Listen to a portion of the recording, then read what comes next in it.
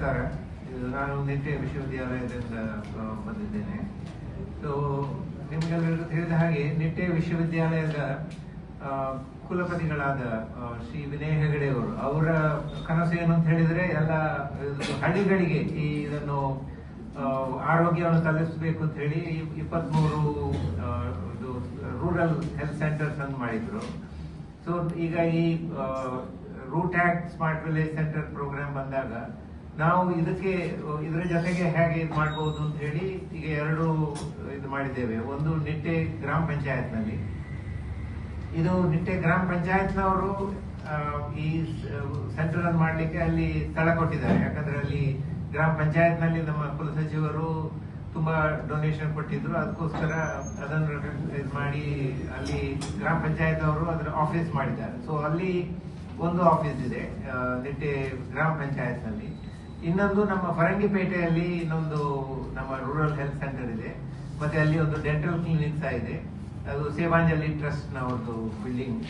So ನಾವು Sevanjali trust ನವರನ್ನು ಕೇಳಿದಾಗ ಅವರು ನಮಗೆ ಇದಕ್ಕೆ ಸ್ಥಳ ಕೊಟ್ಟಿದ್ದಾರೆ. ಸೊ ಹಾಗೆ ಒಂದು ಸೇವಾಂಜಲಿ ಟ್ರಸ್ಟ್ ಬಿಲ್ಡಿಂಗ್ ನಲ್ಲಿ, ಇನ್ನೊಂದು ನಿಟ್ಟೆ ಗ್ರಾಮ ಪಂಚಾಯತ್ ನಲ್ಲಿ ನಾವು ಎರಡು ಈ ಸೆಂಟರ್ ಅನ್ನು ಸ್ಟಾರ್ಟ್ ಮಾಡಿದ್ದೇವೆ. ಸೆಕ್ಷನ್ ಇನ್ಫಿನಿಟ್ ಅವರ ಒಂದಿಗೆ ಒಳಗೊಂಡ್ರೆ ಇದರಲ್ಲಿ ಏನ್ ಮಾಡ್ತಾ ಇದ್ದೇವೆ ಅಂತ ಹೇಳಿದ್ರೆ, ಇದರ ಮೇನ್ ಉದ್ದೇಶ ಏನು ಅಂತ ಹೇಳಿದ್ರೆ, ಈಗ ಸ್ಮಾರ್ಟ್ ವಿಲೇಜ್ ಹೇಗೆ ಹಳ್ಳಿಗಳನ್ನು ಹೇಗೆ ಸ್ಮಾರ್ಟ್ ಮಾಡಬಹುದು ಅಂತ ಹೇಳಿ, ಇದು ಹೇಗೆ ಸ್ಮಾರ್ಟ್ ಮಾಡುದು ಅಂತ ಹೇಳಿದ್ರೆ ಅಲ್ಲಿ ತಂತ್ರಜ್ಞಾನವನ್ನು ತಕೊಂಡು ಹೋಗ್ಬೇಕು. ತಂತ್ರಜ್ಞಾನವನ್ನು ಅಲ್ಲಿ ತಕೊಂಡು ಹೋಗುದು ಯಾವ ತಂತ್ರಜ್ಞಾನ ಅಂತ ಹೇಳಿದ್ರೆ ಅಲ್ಲಿ ಹಳ್ಳಿಗೆ ಪ್ರಯೋಜನ ಆಗುವ ತಂತ್ರಜ್ಞಾನ. ಈಗ ನಾವು ತಂತ್ರಜ್ಞಾನ ತುಂಬಾ ತಂತ್ರಜ್ಞಾನಗಳಿವೆ. ಅದನ್ನು ಯಾವುದು ಆ ಹಳ್ಳಿಗೆ ಉಪಯೋಗ ಆಗ್ತದ, ಅಲ್ಲಿನ ಜನರಿಗೆ ಬೇಕಾಗ್ತದ, ಅದನ್ನು ನೋಡಿ ಅಲ್ಲಿಗೆ ಆ ತಂತ್ರಜ್ಞಾನವನ್ನು ತಕೊಂಡು ಹೋಗುದು. ಸೊ ನಾವು ಮೊದಲಿಗೆ ಏನ್ ಮಾಡಿದ್ದೇವೆ ಅಂತ ಹೇಳಿದ್ರೆ, ಈಗ ಹಳ್ಳಿಯವರಲ್ಲಿ ಎಲ್ಲ ಅವರಿಗೆ ಸಂದರ್ಶನ ಮಾಡಿ ಅವರನ್ನು ಒಂದು ಪ್ರಶ್ನಾವಳಿ ಉಪಯೋಗಿಸಿ ಅವರ ಅಭಿಪ್ರಾಯಗಳನ್ನು ನಾವು ಸಂಗ್ರಹಿಸಿದ್ದೇವೆ. ಅವರ ಏನೇನು ತಂತ್ರಜ್ಞಾನಗಳು ಬೇಕು, ಬಂದ್ರೆ ಹಳ್ಳಿಗೆ ಒಳ್ಳೇದಾಗಬಹುದು ಅಂತ ಹೇಳಿ ಅದನ್ನು ತಂತ್ರಜ್ಞಾನ ಮಾಡಿ ನಾವು ಈಗ 3 ತಂತ್ರಜ್ಞಾನವನ್ನು ಅಲ್ಲಿ ಈಗ ಆಗ್ಲೇ ಅಳವಡಿಸಿದ್ದೇವೆ. ಒಂದು ಅಂದ್ರೆ ಮಣ್ಣು ಪರೀಕ್ಷೆ ಮಾಡಿ ಅದರಲ್ಲಿ ಇದು ಸಾಯಿಲ್ ಹೆಲ್ತ್ ಕಾರ್ಡ್ ಕೊಡುವಂತದ್ದು, ಅದೊಂದು ಈ 2 ಸೆಂಟರ್ ಅಲ್ಲಿ ಇದೆ. ಇನ್ನೊಂದು ಈಗ ಈ ಕೋಳಿಯನ್ನು ಈಗ ಹಳ್ಳಿಯಲ್ಲೆಲ್ಲ ಕೋಳಿ ಸಾಕಣೆ ಮಾಡ್ತಾರೆ. ಅದನ್ನು ಪ್ರೋಸೆಸ್ ಮಾಡಬೇಕಾದ್ರೆ ಅದಕ್ಕೆ ಬೇಕಾದ ಇದಿಲ್ಲ, ಇದು ಸವಲತ್ತಿಲ್ಲ ಅಲ್ಲಿ ಹಳ್ಳಿಗಳಲ್ಲಿ. ಮತ್ತೆ ಅದರಲ್ಲಿರುವ ತ್ಯಾಜ್ಯ ಸರಿಯಾಗಿ ನಿರ್ವಹಣೆ ಆಗ್ತಾ ಇಲ್ಲ. ಅದಕ್ಕೋಸ್ಕರ ನಾವು ಒಂದು ಅಲ್ಲಿ ತಂತ್ರಜ್ಞಾನವನ್ನು ಈಗ ಅದನ್ನು ಪ್ರೋಸೆಸ್ ಮಾಡುವಂತ ತಂತ್ರಜ್ಞಾನವನ್ನು ಅಲ್ಲಿ ತಂದಿದ್ದೇವೆ.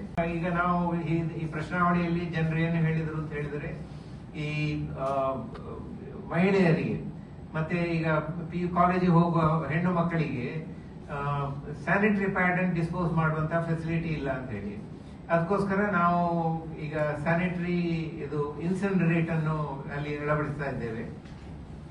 ಸೊ ಇದು ಈ 3 ಟೆಕ್ನಾಲಜಿ. ಆಮೇಲೆ ಇನ್ನು ಈಗ ನಾಡ್ದು ನಾವು ಇನಾಗ್ರೇಷನ್ ಆಗುವಾಗ ಇನ್ನು ಬೇರೆ ಟೆಕ್ನಾಲಜಿಗಳ ಪ್ರದರ್ಶನ ಇರ್ತದೆ ಅಲ್ಲಿ.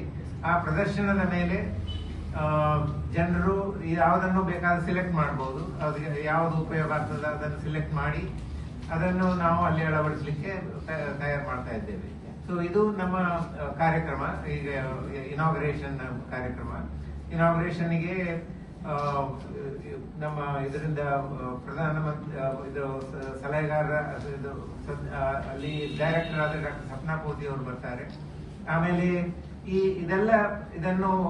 ಇದಕ್ಕೆ ಹಣ ಎಲ್ಲಿಂದ ಬರ್ತದೆ ಅಂತ ಹೇಳಿದ್ರೆ ಅದು ಡೊನೇಷನ್ ಇಂದ ಬರ್ತದೆ. ಸೊ ಇದಕ್ಕೆ ಎಲ್ಲ ಕಾರ್ಯಕ್ರಮಗಳಿಗೆ ಹಣ ಕೊಟ್ಟವರು ಡಾಕ್ಟರ್ NC ಮೂರ್ತಿ ಅಂತ ಹೇಳಿ, ಅವರು ಅಮೆರಿಕಾದಲ್ಲಿದ್ದಾರೆ, ಅವರದು ಕಂಪನಿ ಇದೆ.